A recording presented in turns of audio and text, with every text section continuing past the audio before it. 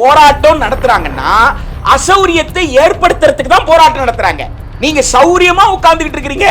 இந்த ஜாதிக்காரெல்லாம் போயிட்டு சாமியை தொடக்கூடாதுன்னு சொல்லிட்டு உட்கார்ந்துட்டு இருக்கீங்க. நான் பாட்டா வந்து சொல்றேன், ஏன் தொடக்கூடாது? அவனை ஒரு மக்கள் திரள் போராட்டத்தை அது இளைஞர்கள் நடத்துற, மாணவர்கள் நடத்துற, யார் நடத்துற போராட்டமா இருந்தாலும் அந்த போராட்டத்தை சட்டம் ஒழுங்கு பிரச்சனையாக பார்த்தது அடிப்படை தவறு. அப்ப இந்த இடத்துல எதை மீறுகிறார் கேட்டா அதை வாபஸ் வாங்கிட்டாங்க தானே சார். நீங்களே கேட்ட கேள்வியை திருப்பி கேட்கறீங்கன்னா ஐஏஎஸ் ஆபீசர் எப்படி இருப்பாரு? அமைச்சர்கள், மாண்புமிகு அமைச்சர்கள் சொன்னாங்க. அப்ப மாண்புமிகு அமைச்சர்களுக்கே தெரியாமல், மாண்புமிகு முதலமைச்சர் தலைமையில் இருக்கிற அமைச்சரவைக்கே தெரியாமல் இந்த உத்தரவு வந்து கீழே போயிருக்கு அப்படின்றது இந்திய மக்களிடம் இருக்கக்கூடிய இறையாண்மைக்கு விடப்பட்ட சவால். ஏன்னா இந்த கொள்கையின் முடிவு அடிப்படையில் தான் இருக்கணும். ஒவ்வொரு நாளும் நடக்கிற செயலுக்கு முதலமைச்சர் தான், மாண்புமிகு முதலமைச்சர் தான் பொறுப்பேற்க வேண்டிய அவசியம் இருக்குன்னா அப்ப மாண்புமிகு முதலமைச்சர்களுக்கும் அமைச்சருக்கும் சொல்லாம எப்படி இந்த நடவடிக்கை எடுக்கப்பட்டது? இதன் அடிப்படையில் பொதுத்துறை அனுப்பிய கடிதத்தை உடனடியாக பொதுத்துறை திரும்ப பெறணும்னு யாரு சொல்லணும்? மாண்புமிகு முதலமைச்சர் சொல்லணும். இதையெல்லாம் எங்க அவர் அறிவிக்கணும் கேட்டா சட்டமன்றத்தில் என்ன நடந்தது, ஏன் இந்த சிக்கல் உருவாச்சு என்று விளக்கத்தை முதலமைச்சர் அவர்கள் சட்டமன்றத்திற்கு சொல்வதுதான் மக்களாட்சி மாண்புகளை காப்பாற்றுவதற்கு உதவுமே தவிர.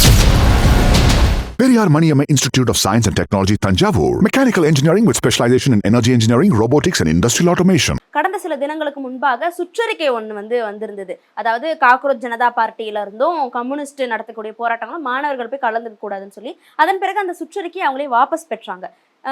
இது ஏன் சர்ச்சையாகி இருக்கு? அவங்க சொன்னாங்க, அதுக்கப்புறம் வாபஸும் வாங்கிட்டாங்கன்னும் போது இது ஏன் சர்ச்சையாகுதுன்ற ஒரு கேள்வி இருக்கு இல்லையா? சர்ச்சையை யார் ஏற்படுத்தினாங்கன்றது தான். சர்ச்சை ஆக்கப்பட்டதா, சர்ச்சையை யாராவது உருவாக்கினார்களா அப்படின்றதுதான் இதுல அடிப்படை கேள்வி. கடிதம் அனுப்புனாங்க, கடிதத்தை திரும்ப பெற்றுட்டாங்க அப்படின்னு நீங்க சொல்றீங்க. பல பத்திரிகையிலும் அந்த மாதிரி செய்தி வந்திருக்கு. யார் கடிதம் அனுப்புனாங்க, யார் கடிதத்தை திரும்ப பெற்றாங்க அப்படின்றதுதான். கடிதம் பள்ளி உயர்கல்வித்துறை தமிழ்நாடு அரசு உயர்கல்வித்துறை சிறப்பு செயலாளர் அனுப்பிய கடிதத்தை தமிழ்நாடு அரசினுடைய உயர்கல்வித்துறையின் சிறப்பு செயலாளர் திரும்ப பெற்றுட்டார். இந்த சிக்கலை அல்லது உங்க மொழியில சொல்லணும்னா இந்த சர்ச்சையை உயர்கல்வித்துறையினுடைய சிறப்பு செயலாளராக உருவாக்கினாரு. அப்போ எங்க இருந்து இந்த சர்ச்சை உருவாக்கியது? யார் இந்த சர்ச்சையை உருவாக்கியவர்? அப்ப அந்த சர்ச்சை உருவாக்கப்பட்டிருக்கனா அந்த சர்ச்சை தீர்க்கப்பட்டதா? இதுதான் இன்றைக்கு இருக்கக்கூடிய விவாதம். மதிப்பிற்குரிய மரியாதைக்குரிய தமிழ்நாடு அரசினுடைய தலைமைச் செயலாளர் அவர் யூனியன் பப்ளிக் சர்வீஸ் கமிஷன் நடத்துகிற civil service exam preliminary main எல்லாம் பாஸ் பண்ணி இன்டர்வியூ அட்டன் பண்ணி அதுக்கப்புறம் அந்த இன்டர்வியூவில் செலக்ட் ஆகி அப்பாயிண்ட் ஆகி ஐஏஎஸ் ஆஃபீஸர் ட்ரைனிங் போயிட்டு அப்புறம் டெப்டி கலெக்டர், டிஸ்ட்ரிக்ட் கலெக்டர் இருந்து பாலிசி லெவலில் செக்ரட்டரிக்கு அப்புறம் சீஃப் செக்ரட்டரி லெவலுக்கு உயர்ந்திருக்கிறார். இவ்வளவு அனுபவம் மிக்கவர், சாதாரண ஆள் கிடையாது. இவ்வளவு துறைகள், இவ்வளவு சட்டம் நுணுக்கம், அப்புறம் அரசமைப்பு சட்டத்தின் நோக்கம் இதெல்லாம் நன்று தெரிந்த மதிப்பு மிக்க தமிழ்நாடு அரசினுடைய தலைமை செயலாளர் அவர்கள். அது மட்டுமல்லாமல் கொள்கையில் நீடிப்பு வேண்டும் என்பதற்காக, கொள்கையில் நீடிப்பு வேண்டும், நிர்வாகத்தில் ஸ்திரத்தன்மை வேண்டும் என்பதற்காக அவருடைய பணியினுடைய முக்கியத்துவத்தை கருதி மாநில அரசு கோரியவுடன் ஒன்றிய அரசும் அவருக்கு 1 வருஷம் நீட்டிப்பு கொடுத்து பதவி நீட்டிப்பு காலத்தில் அவர் இருக்கிறார். அப்படிப்பட்ட அரசால் மிகவும் நேசிக்கப்படுற, மிகவும் பணி அனுபவம் மிக்க ஒரு நபர் இன்றைக்கு தலைமை செயலாளராக இருப்பது தமிழ்நாட்டுக்கு பெருமையாக, எனக்கு பெருமையாக நான் கருதுகிறேன். அப்படிப்பட்டவர் இந்த சுற்றறிக்கையை விட்டிருக்காரு. அப்படிப்பட்டவர் என்ன செய்திருக்காருன்னு கேட்டா, ஜூலை மாதம் 28, 2026 சட்டம் ஒழுங்கு குறித்த ஆய்வு கூட்டத்தை நடத்தியிருக்கிறார். சட்டம் ஒழுங்கு குறித்த ஆய்வு கூட்டம். அந்த சட்டம் ஒழுங்கு குறித்த ஆய்வு கூட்டத்துல அவர் பேசியது மினிட்ஸ்ல பதிவாயிருக்கு அப்படின்னு சொல்லி அனுப்பப்பட்ட கடிதத்துல எக்ஸ்ட்ராக்ட் கொடுத்திருக்காங்க.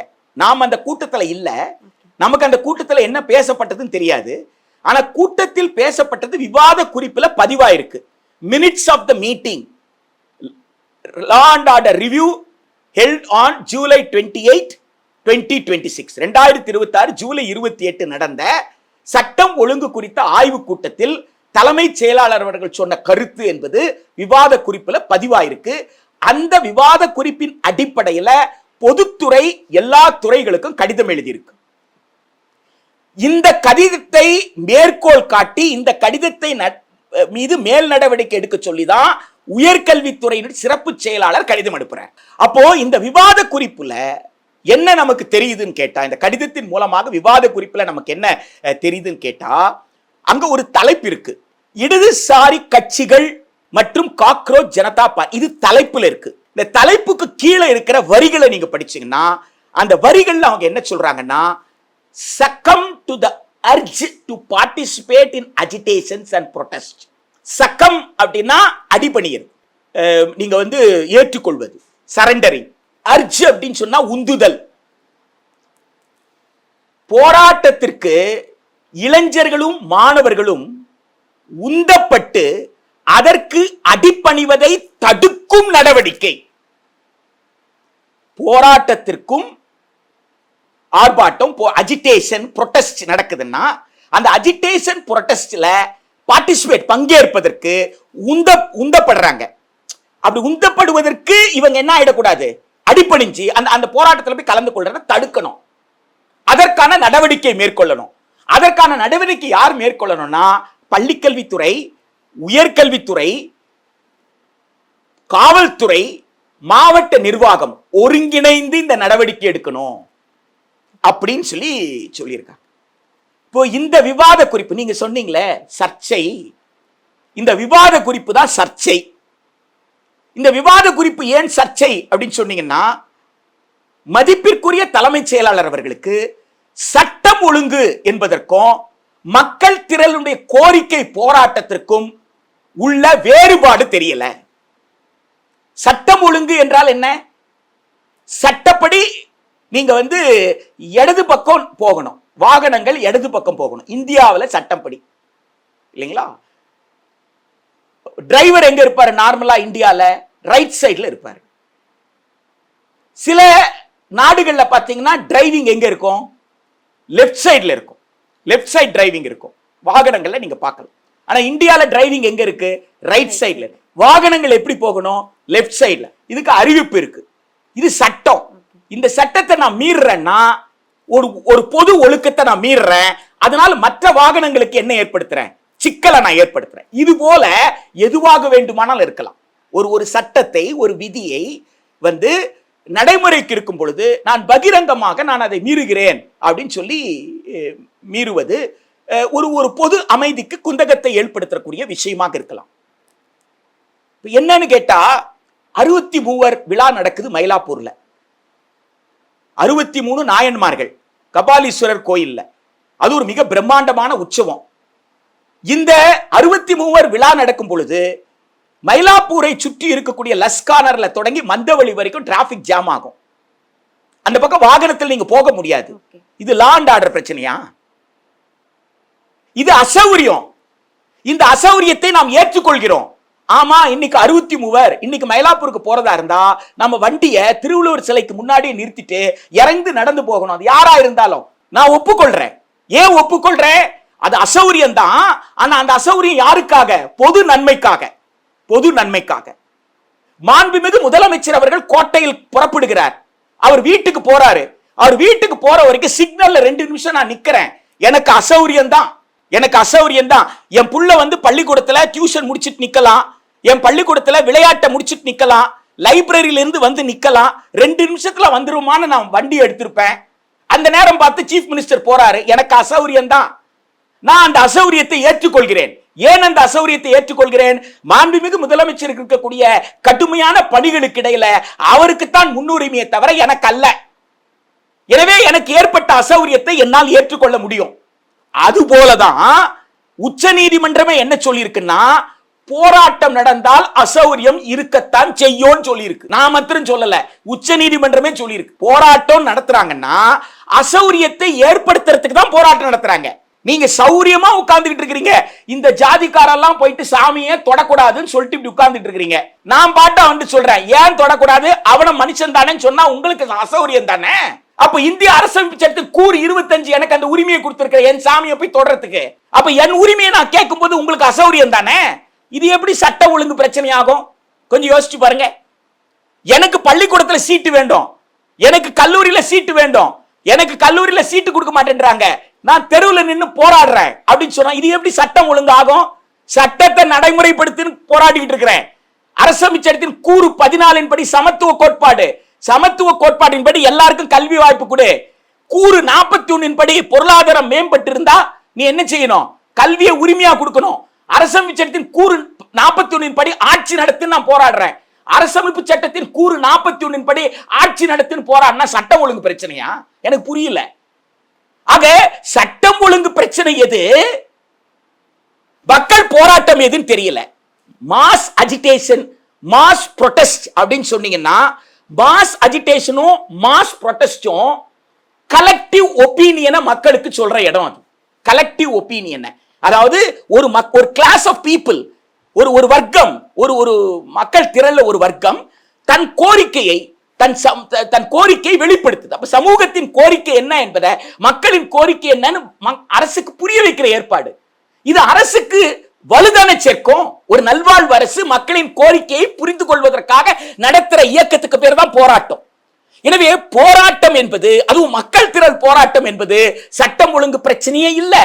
அப்ப சர்ச்சை எங்க ஏற்பட்டிருக்குன்னா, ஒரு மக்கள் திரள் போராட்டத்தை, அது இளைஞர்கள் நடத்துற, மாணவர்கள் நடத்துற, யார் நடத்துற போராட்டமா இருந்தாலும் அந்த போராட்டத்தை சட்டம் ஒழுங்கு பிரச்சனையாக பார்த்தது அடிப்படை தவறு.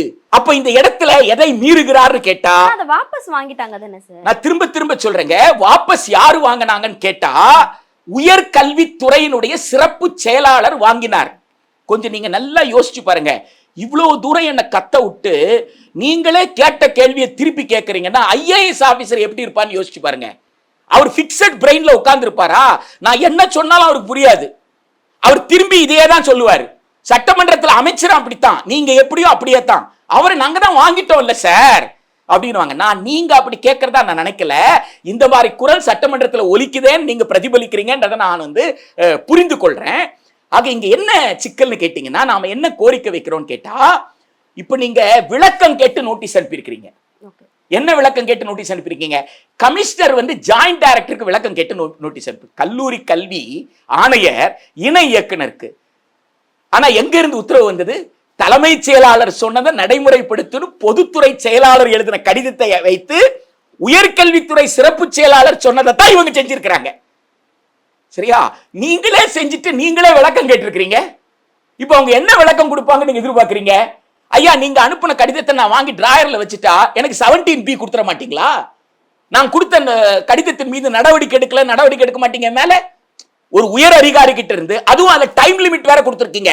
அடுத்த மீட்டிங்குள்ள இந்த அறிக்கை எனக்கு வேணும்னு கேட்டிருக்கீங்க. என்ன நடவடிக்கை எடுக்கப்பட்டதுன்ட்டு. அப்ப நான் நடவடிக்கை எடுக்காம, அந்த ஜாயிண்ட் டைரக்டர் நடவடிக்கை எடுக்காம இருந்தா ஜாயிண்ட் டைரக்டர் மேல நீங்க நடவடிக்கை எடுத்திருப்பீங்களா, எடுக்க மாட்டீங்களா? அப்போ அந்த ஜாயிண்ட் டைரக்டருக்கு மத்தளத்துக்கு 2 பக்கம் அடினுவாங்க பாருங்க. அது போல அவங்க கொடுத்த வேலையை செஞ்சதுக்காக நீங்க எக்ஸ்பிளனேஷன் கேக்குறீங்க. அந்த வேலையை கொடுத்தது யாரு? என்ன வேலை சரியான வேலையா? கொடுத்தவங்க யாரு என்பதை பற்றி விவாதமே இங்க நடக்கலையே. ஆக நாம என்ன சொல்றோம்னு கேட்டீங்கன்னா, அடிப்படையில அந்த மினிட்ஸ்ல இருக்கிற அந்த பகுதி இருக்கு இல்லைங்களா, அந்த மினிட்ஸ்ல இருக்கிற தலைமைச் செயலாளருடைய அறிவுறுத்தல் இருக்குல்ல, அந்த தலைமைச் செயலாளர் அறிவுறுத்தல் இந்திய அரசமைப்பு சட்டத்தின் கூறு 14க்கு எதிரானது. ஏன்னா நீங்க சில கட்சிகளை பத்தி சொல்றீங்க, இடதுசாரி கட்சிகள் சொல்றீங்க. அப்படின்னா உங்க பார்வையில இந்தியாவில் இருக்கிற கட்சிகள்லாம் கட்சிகள் கிடையாது. இந்தியாவில் இருக்கிற கட்சிகளே நீங்க இடதுசாரி, வலதுசாரி, நேர்சாரி அப்படி பல சாரிகளை அரசே ஏதாவது பிரிச்சு வச்சிருக்கான்னு எனக்கு தெரியல. அப்படி சட்டத்தில் ஏதாவது பிரிச்சு வச்சிருக்கீங்களா தெரியல. என்னுடைய அண்டர்ஸ்டாண்டிங்ல எல்லா கட்சியுமே தேர்தல் ஆணையத்தில் பதிவு செய்யப்பட்ட கட்சி, அவ்வளவுதான். அவங்களுக்கு போதுமான அளவு வாக்காளர்கள் இல்லைன்னு சொன்னா அந்த தேர்தல் ஆணையம் என்ன செய்யும்னா அந்த கட்சிக்கு அங்கீகாரத்தை ரத்து பண்ணிடும், யாரா இருந்தாலும். இவ்வளவுதான் சட்டத்துல சொல்லியிருக்கு. சட்டத்துல எங்கெங்க இடதுசாரி கட்சின்னு தனியா சொல்லியிருக்கு? அங்க எங்க இருந்து, எந்த சட்டத்திலிருந்து இந்த வார்த்தையை அவர் கண்டுபிடிச்சாரு எனக்கு தெரியல. ஆக ஒரு குறிப்பிட்டவர்களை நோக்கமாக வைத்து நீங்க சொல்லி இருக்கிறதுனால இது ஆர்டிகல் 14க்கு எதிரானது. ஒண்ணு. ரெண்டாவது என்னன்னு கேட்டீங்கன்னா, உங்களுக்கு இங்க மாணவர்கள் இளைஞர்கள் போராடக்கூடாதுன்னா அவங்களை தடுக்கணும்னா பெரியவங்க போராடலாமா, குழந்தைங்க போராடலாமா? அப்ப ஒருத்தருக்கு போராடுற உரிமை இருக்குன்னா இன்னொருத்தருக்கு போராடுற உரிமை இருக்காதா? அப்ப ஆர்டிகல் 14 இது வயலேட் பண்ணலையா? ரெண்டாவது ஆர்டிகல் 19 கூறு 19 திமாகி உரிமை எனக்கு கொடுத்திருக்கு. திமாகி கேள்விப்பட்டிருக்கீங்களா? ஆகஸ்ட் 15 இருந்து அந்த வார்த்தை ரொம்ப பெருசா இருக்கு. பிரதமர் பேசினாரு, பிரதமர் உச்சரிச்சாரு ஒரு வார்த்தை திமாகி அப்படின்னு. அது ஹிந்தி உருது 2 மொழியிலும் பயன்படுத்துற ஒரு வார்த்தை. 2 திமாகினா என்ன தெரியுங்களா? திமாகினா சிந்தனைன்னு அர்த்தம். திமாகினா மூளையை பயன்படுத்துதல் அர்த்தம். ஆகஸ்ட் 15. சரியா? திமாகி அப்படின்றது இந்தியர்கள், உருது தெரியாதவர்கள்லாம் இப்ப உருது கத்துக்கிட்டாங்க, ஹிந்தி தெரியாதவங்களா ஹிந்தி கத்துக்கிட்டாங்க. திமாகி, திமாகி என்றால் சிந்தனை. சிந்தனை சிந்திப்பது இன்னைக்கு பெரிய ஆபத்தா இருக்கு. சரியா? சிந்திக்கிற உரிமையை யார் கொடுத்திருக்காங்கன்னா இந்திய அரசமைப்பு சட்டம் எனக்கு கொடுத்திருக்கு. நான் திமாகியாக இருப்பதற்கான உரிமையை யார் தந்திருக்காங்கன்னா இந்திய அரசமைப்பு சட்டத்தின் கூறு 19 எனக்கு கொடுத்திருக்கு. நான் சிந்திக்க முடியும்னா அதே அரசமைப்பு சட்ட கூறு 19 என்ன சொல்லுதுன்னா என் சிந்தனையை வெளிப்படுத்தும் உரிமை எனக்கு கொடுத்திருக்கு. எனக்கு சிந்திக்கிற உரிமையும் கொடுத்திருக்கு, சிந்தனையை வெளிப்படுத்தும் உரிமையும் கொடுத்திருக்கு. அப்ப என் சிந்தனையை நான் வெளிப்படுத்தும் பொழுது எழுத்தாக நான் வெளிப்படுத்தலாம், கவிதையாக நான் வெளிப்படுத்தலாம், பாட்டாக, நாடகமாக, ஆர்ப்பாட்டமாக, போராட்டமாக, உண்ணாநிலை போராட்டமாக, எந்தெந்த வடிவத்திலெல்லாம் சட்டப்படி என்னால் என்னுடைய சிந்தனையை வெளிப்படுத்த முடியுமோ பொது அமைதிக்கு குந்தகம் விளைவிக்காமல் நான் செய்யலாம். அசௌரியம் ஏற்படுத்தாமல் கேட்கக்கூடாது. அசௌரியம் எல்லாம் நான் போராடுற இடத்துல ஒரு கடை இருக்குன்னா கடைக்கு போற வாடிக்கையாளர்களுக்கு அது அசௌரியம் தான். தெருவில் எல்லாரும் நடந்து போற இடத்துல தான் நின்று நான் போராட முடியும். அந்த நேரத்தில் ஒரு அரை மணி நேரம் நான் போராடுற நேரத்தில் அந்த மக்களுக்கு அசௌரியம் தான், அந்த அவருக்கு அசௌரியம் தான். அந்த நேரம் பார்த்து நீதிபதி அந்த வகையா போறாருன்னா அவர் வேற வழியா போய்க்க வேண்டியதானே தவிர இப்படி போகலன்னு நீதிபதி கூட சொல்ல முடியாது. ஏன் அடிப்படை உரிமையை பறிக்கிறதுக்கு நீதிபதிக்கு யார் உரிமை கொடுத்தாங்க? எனவே இந்திய அரசமைப்பு சட்டம் என்னுடைய சிந்தனையை பொது அமைதிக்கு குந்தகம் விளைவிக்காமல் வெளிப்படுத்துற உரிமை எனக்கு கொடுத்திருக்கு. அது கூடாதுன்னு சொல்லும் பொழுது கூறு 19க்கு எதிரானது. கூறு 21ன்றது எனக்கு கொடுத்திருக்கிற வாழ்வுரிமை. அந்த வாழ்வுரிமை எப்படின்னா கண்ணியமிக்க வாழ்க்கைக்கான உத்தரவாதம். கண்ணியமிக்க வாழ்க்கைக்கான உத்தரவாதம்னா என்ன? எனக்கு ஒன்று நல்லது பட்டா நல்லது எதுன்னு நான் நினைக்கிறேன் அதை சொல்றதுக்கான உரிமை எனக்கு வேண்டும்ல. தீயதுன்னு தெரிஞ்சா அது விவாதிங்க. ஆக என் கண்ணியத்திற்கு எதிராக என்னை தடுப்பதற்கு ஒருத்தரை 18 வயசானா நான் ஓட்டு போட முடியும், 18 வயசானா நான் எம்பியை தேர்ந்தெடுக்க முடியும். நாடாளுமன்ற இந்த நாடாளுமன்ற உறுப்பினர் தான் மந்திரி ஆகிறாரு, அவர் தான் பிரதமர் ஆகிறார், அவர் தான் ஈரானுக்கும் அமெரிக்காவுக்கும் இருக்கிற போரை தடுப்பதற்கான ஆலோசனை கொடுக்க போறாரு. இவ்வளோ பெரிய வேலை செய்யற ஆளை தேர்ந்தெடுக்கிற உரிமையை என்கிட்ட கொடுத்துட்டீங்க. ஆனா வீதியில இறங்கி நான் போராடக்கூடாது, அதை கண்காணிக்கிறதுக்கு ஒருத்தரை போட்டு என்ன தடுக்க சொல்றீங்களே, இது கூறு 21க்கு எதிரானது இல்லையா? ஆக 14, 19, 21 3 கூறுகளுக்கு எதிரானதுன்னா அரசமைப்பு சட்டத்தின் கூறு 13 என்ன தெரியுங்களா சொல்லுது? இந்திய அரசமைப்பு சட்டத்துடைய அடிப்படை உரிமையாக வழங்கப்பட்ட விஷயங்கள் இருக்குல்ல, அந்த அடிப்படை உரிமைகளுக்கு எதிராக எது இருந்தாலும் அது செல்லத்தக்கதல்லன்னு சொல்லுது. இன்கன்சிஸ்டன்ட் எனி ஆர்டர், அது லெஜிஸ்லேச்சரோ ஜுடிஷியரியோ அல்லது எக்ஸிகியூட்டிவோ யாரா வேணாலும் இருக்கலாம், எனி ஆர்டர் எந்த வடிவத்திலையும் அடிப்படை உரிமையை பறிப்பது போல நீங்க எதை செய்தாலும் அது இன்கன்சிஸ்டன்ட், அதாவது சட்டத்துல செல்லத்தக்கது அல்ல. அப்படி என்றால் இந்திய அரசமைப்பு சட்டத்தின் கூறு 13 படி மதிப்புமிக்க தலைமைச் செயலாளர் கொடுத்த அறிவுறுத்தல் சட்டம் ஒழுங்கு கூட்டத்தில் ஜூலை 28 விவாத குறிப்பில் பதிவாகி இருக்கக்கூடிய அந்த சொற்கள் செல்லத்தக்கது அல்ல. இந்த செல்லத்தக்கது அல்லன்னு சொல்றப்படுற இந்த விவரத்தின் அடிப்படையில பொதுத்துறை எல்லா துறைகளுக்கும் அனுப்பியிருக்கிறாங்க. ஏன்னா அங்க மாணவர் மட்டுமல்ல, மாணவர் மட்டும் இளைஞர்னு இருக்கு, ஸ்டூடெண்ட் அண்ட் யூத்னு இருக்கு. அப்ப அதுதான் வருவாய்த்துறைக்கு போயிருக்கோம். வருவாய்த்துறைக்கு போனதுதான் கலெக்டருக்கு போயிருக்கோம், மாவட்ட ஆட்சியருக்கு.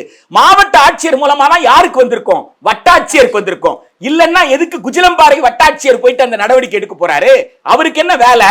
அப்ப அவருக்கு எங்க இருந்து வந்தது? தலைமைச் செயலாளரிடம் இருந்து வந்தது. ஆக பொதுத்துறை செயலாளர் எல்லா துறைகளுக்கும் தலைமைச் செயலாளர் கூறிய அடிப்படையிலான விவாத குறிப்பு, அந்த ஜூலை 28, 2026 விவாத குறிப்பின் அடிப்படையில பொதுத்துறை செயலாளர் எல்லா துறைக்கும் அனுப்பிய கடிதத்தை திரும்ப பெறணும். அது திரும்ப பெறாத வரைக்கும் இந்த சிக்கல் தீராது. இது யாரால் தீர்க்கப்படும் கேட்டீங்கன்னா இவை அனைத்துமே முதலமைச்சர் தலைமையில் இருக்கிற அமைச்சரவைக்கு தெரியலன்றதுதான் நமக்கு ஏற்பட்டிருக்கிற அதிர்ச்சி.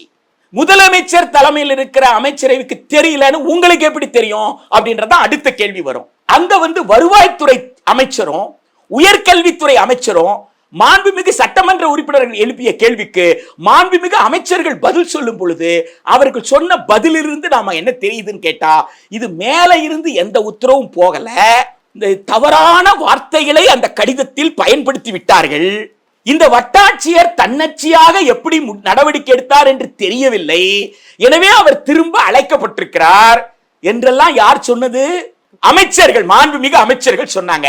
அப்ப மாண்புமிகு அமைச்சர்களுக்கே தெரியாமல், மாண்புமிகு முதலமைச்சர் தலைமையில் இருக்கிற அமைச்சரவைக்கே தெரியாமல் இந்த உத்தரவு வந்து கீழே போயிருக்கு அப்படின்றது இந்திய மக்களிடம் இருக்கக்கூடிய இறையாண்மைக்கு விடப்பட்ட சவாலாக நான் பார்க்கிறேன். ஏனென்றால் மக்களிடம் தான் இறுதி இறையாண்மை இருக்கிறது. மக்களிடம் இருக்கும் இறையாண்மை தான் தன் வாக்குச்சீட்டின் வாயிலாக மக்கள் பயன்படுத்தி ஒரு பிரதிநிதியை தேர்ந்தெடுக்கிறாங்க. அந்த பிரதிநிதி மூலமாக தான் ஆட்சி அமைகிறது. அப்ப இந்திய நாட்டினுடைய நிர்வாக முறை எப்படி இருக்குன்னு கேட்டா, தேர்ந்தெடுக்கப்பட்ட மக்கள் பிரதிநிதிகளை கொண்ட ஒரு நிர்வாக ஏற்பாடு இருக்கு. இன்னொரு பக்கத்தில் நிரந்தரமான நிர்வாகம், அதாவது பர்மனன்ட் எக்ஸிகியூட்டிவ், பொலிட்டிக்கல் எக்ஸிகியூட்டிவ் இருக்கு. இந்த நிரந்தர நிர்வாகம் செயலாட்சின்னு சொல்றீங்களே, அதான் பியூரோக்ரசின்னு சொல்றாங்க. அந்த பியூரோக்ரசி எடுக்கிற முடிவுகள் இருக்குல்ல, அது எதன் வழிகாட்டுதல் இருக்கணும்னு கேட்டா, இந்த அரசியல் அமைச்சரவை தான் கொள்கை முடிவு எடுக்க முடியும். ஏன்னா இந்த கொள்கையின் முடிவு அடிப்படையில் தான் எடுக்கணும். ஒவ்வொரு நாளும் நடக்கிற செயலுக்கு முதலமைச்சர் தான், மாண்புமிகு முதலமைச்சர் தான் பொறுப்பேற்க வேண்டிய அவசியம் இருக்குன்னா, அப்ப மாண்புமிகு முதலமைச்சர்களுக்கும் அமைச்சரவைக்கும் சொல்லாம எப்படி இந்த நடவடிக்கை எடுக்கப்பட்டது? அங்கிருந்து சிக்கல் வருது. எனவே மாண்புமிகு முதலமைச்சர் என்ன செய்யணும்னா, இந்த விவாத குறிப்புகளை ஜூலை 28 விவாத குறிப்புகளை வாங்கி ஆய்வு செய்து கூறு 14, 19, 21 இந்திய அரசமைப்பு சட்டத்தின்படி செல்லத்தக்கதல்ல என்பதனால் கூறு 13 படி இது செல்லத்தக்கது அல்லன்னு அறிவிக்கணும். எனவே இதன் அடிப்படையில் பொதுத்துறை அனுப்பிய கடிதத்தை உடனடியாக பொதுத்துறை திரும்ப பெறணும்னு யாரு சொல்லணும்? மாண்புமிகு முதலமைச்சர் சொல்லணும்.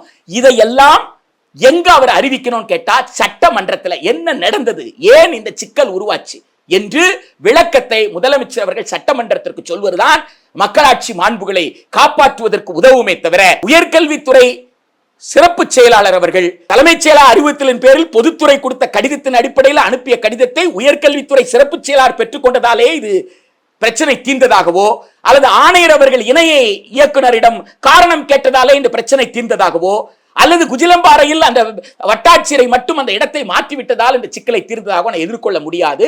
ஆபத்து அப்படியே இருக்கிறது. இந்த ஆபத்து யாருக்குன்னு கேட்டா, கல்வியல் சுதந்திரத்திற்கும் வளாக ஜனநாயகத்திற்கும், கேம்பஸ் ஃப்ரீடமுக்கும் அகாடமிக் ஃப்ரீடமுக்கும் விடப்பட்ட சவால்.